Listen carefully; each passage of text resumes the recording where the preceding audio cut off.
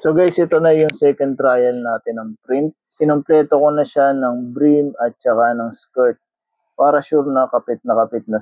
Bali yung mga ginawa kong adjustments dito is first yung unang dalawang layers ay binagalan ko up to 30 milliseconds. Pangalawa, in-adjust ko yung temperature ng hotbed at saka ng nozzle.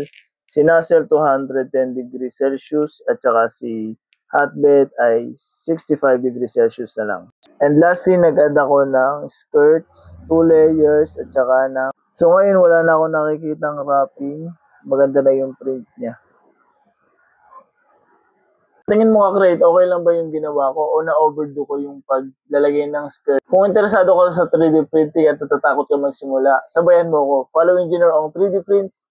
Minake sure ko na rin this time na nag-auto bed level ako at saka flow calibration.